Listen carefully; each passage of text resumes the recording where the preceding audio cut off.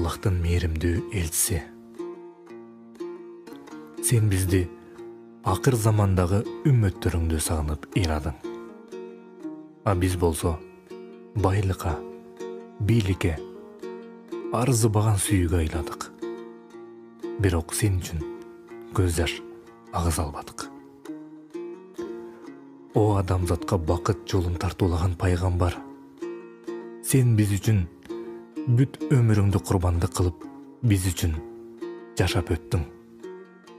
А биз болсо бүтүн өмүрүбүздү сени эстебей өткөрүп жатабыз.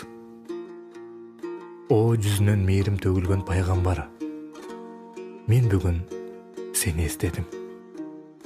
Сенин төрөлгөнүңө аз эле убакыт болду. Бала эмизип, акы алган тоолук аялдар сени алуудан баш тартышты. Жетим экен, жаратылуу акы бере алмак беле деп баш тартышты. Акыры Халима деген аял сени кучагына кысты. Халиманын эмчеги болуп көрбөгөндөй сүткө толду. Эне өзү да таң калды. Бани Саад ороосуна келдиң. Жыл бою жамгыр көрбөй талак акыр, ачарчылык. Сенин келериң менен асманда тооктун жумурткасындай бир үзүн булут пайда болду. Ал сенин тушуңдан алыс кетпей, сени эркелеткен сейт. Ооба, ал сенин булутуң эле. Жараткан Аллах сенин ырыскың үчүн аны жиберген болчу. Ал улам чоңойду, асманды каптады, анан көнөктөп жамгыр төктү. Бул жамгыр Бани Саад уруусу жер деген жерге гана жаады. Эл кубанды, бирок сен үчүн жаап жатканын эч ким билген жок. Сен бүгүн 6 жаштасың.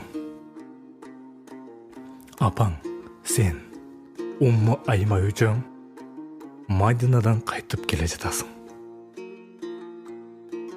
Өзүң көрбөгөн атаңдын мүрзөсүнө кайрылып зыярат кылдың.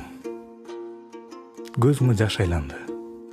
Атаң жок болсо да, апаңдын бардыгына шүгүр кылып отурасың.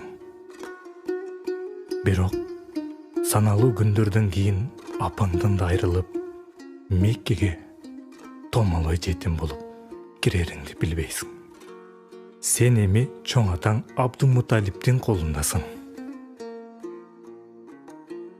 Башка балдар апаке, апа, апа деп чуркап жөнөгөндө, сен жер карап томсоросуң. Меккенин кум учурган шамалы сенин канчалаган көз жашыңды кургатты. Мына эми чоң атаңды да жерге беришти.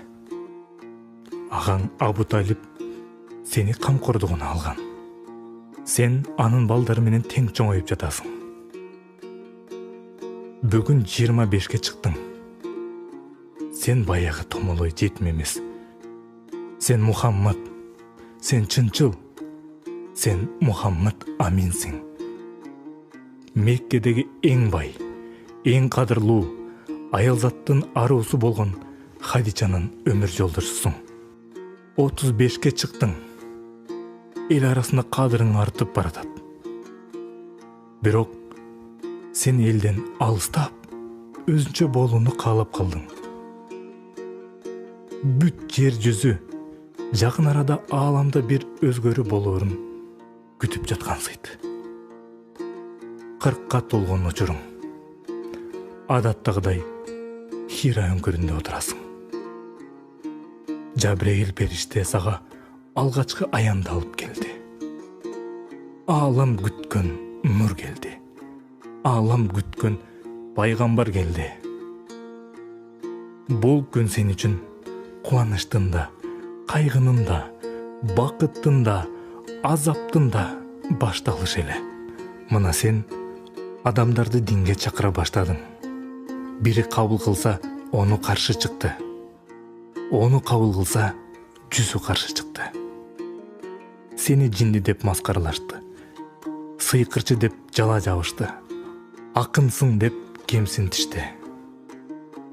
намаз окуп жатканыңа үстүңө төөнүн ичегарын ташташты. Таш менен уруп, аккан кан көлөчүңө толду. Өмүрлүк жарың Хадичадан, атаңдай арка бел Абу Талиптен айрылып, кан какшап турганыңда капырлардын азабы жаныңа батты. Чекеңден жүзүңө аккан канды сүртүп, кара чечекей кызың Фатима ыйлап турат. Ыйлаба кызым, баары жакшы болот деп, анын көңүлүн жубатасың. Мына киндик кан тамган жериңди таштап чыгып бара жатасың. Жүзүңдө кайгы, көзүңдө жаш. Меккеге кыйла карап, Мекке, мен үчүн кандай баалуусуң. Мени кууп чыгышпаганда сени такыр таштабайт элем деп, каңарың түтөп барат. Мадина сага кучагын жайды. Бирок душмандарың күч алды. Сен пайгамбарлык милдетиңди аткара бердиң. Бадырда Аллах сага жардам берип 3000 периште берди. Жеңиш сеники болду. Ухудда 70 сахабадан айрылдың. Согуш күчөдү. Дават улана берди. Душман курал көтөрдү. Сен алаканыңды көтөрдүң. Душман кан төгүүнү көздөдү. Сен нур төгүүнү көздөдүң. Душмандын тилегин таш капты. Сенин тилегиң орундалды. Мына бүгүн 63-кө чыгыпсың. Эр адамга жигиттей болгон курак. 125 000 сахаба сени угуп турат. Атайын сага деп бирөө тигип келген чепкенди кимдир бирөө сураса кармата салдың. Үстүңдө өзүңдүн жамачы чепкениң.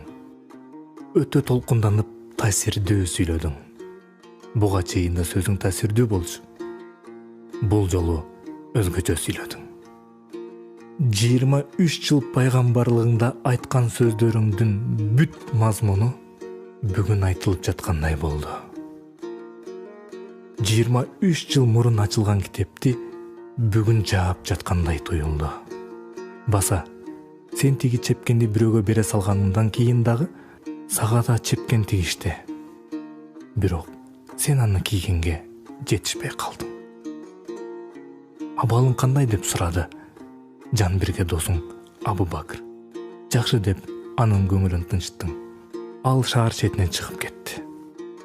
Ата, аябай кыйналып жатасың го деп сурады кызың Фатима. Кызым, бүгүндөн кийин атаңа кыйынчылык жок дедиң, ага жылмайып. Бул сенин акыркы жылмаюң эле. Абу Бакр көзүңдү көрбөй калды. Жүзүңдөгү жабууну ачып, о Алланын элчиси, тирүүң кандай жагымдуу болсо, өлүгүң да ошондой жагымдуу деп, жылмайган боюнча жаткан жүзүңдөн сылап, бешенеңден өптү. Тигинде Мухаммад өлгөн жок. Аны Аллах Мусаны өзүнө чакырып, кайра жибергендей кайра жиберет. Ким аны өлдү десе, башын кыя чабам деп кыйкырып Умар жүрөт.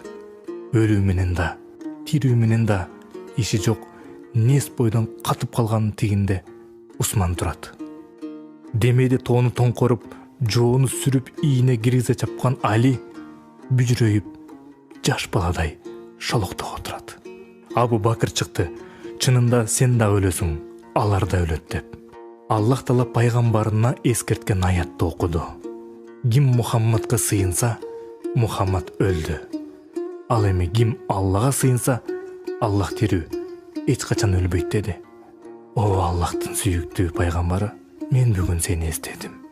Эртең кыямат күнү Кавсар көлүнүн жанында мени эстер бекенсиң. Акыр замандагы үммөтүм экен деп, мага бир чыны суу сунар бекенсиң. Менин тилегим ушул. О менин сүйүктүү пайгамбарым, мен сени көргөн жокмун. Мен сенден 14 кылым кийин келдим. Бирок сенин жолуң менен, сенин диниң менен жашап келем. Сени эстеп, сени элестетип, сени сагынам. Бүгүн да сени эстедим. Көзүмдөн мөлтөп жашым акты. Балким кыяматта ушул бир тамчы жашым мага күбө болор. мен сени сүйөм, о менин сүйүктүү пайгамбарым.